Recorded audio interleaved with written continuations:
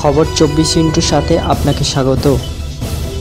নতুন নতুন খবর জানার জন্য আমাদের চ্যানেলে চোখ রাখুন। বাংলায় গান আছে বলি ও ননদি, আর দুমুঠো চাল ফেলে দে হাঁড়িতে, ঠাকুর জামাই এলো বাড়িতে। ভারতীয় সংস্কৃতি অনুসারে জামাইদের আলাদাই কদর রয়েছে। জামাই বাড়িতে এলে আজও বাড়ির সকলে উঠে পড়ে লাগেন তার যত্ন আত্মীতে। এই চিত্র আমাদের সকলের কাছেই অতি পরিচিত। জামাইকে সর্বস্ব দিয়ে আপ্যায়ন করা হয়, কিন্তু প্রশ্ন হলো যে জামাইয়ের সমাজে এত কদর, তাকে নিয়ে আইন কি বলছে? আচ্ছা, কোনো জামাই কি শ্বশুরবাড়ির সম্পত্তির ভাগিদার হতে পারেন?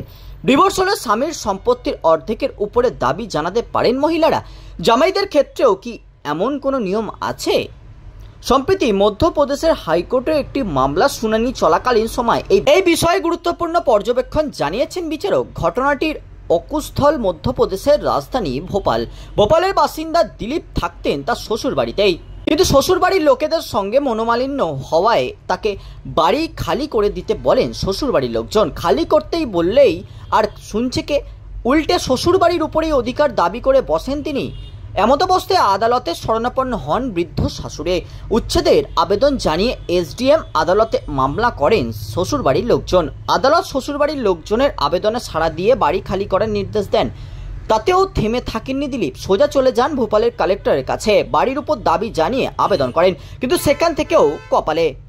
এরপর হাইকোর্টে আপিল করেন জামাই। তিনি জানান বাড়ি নির্মাণের জন্য 10 লক্ষ টাকা দিয়েছেন, তাহলে এখন কেন তাকে বাড়ি খালি করতে বলা হচ্ছে?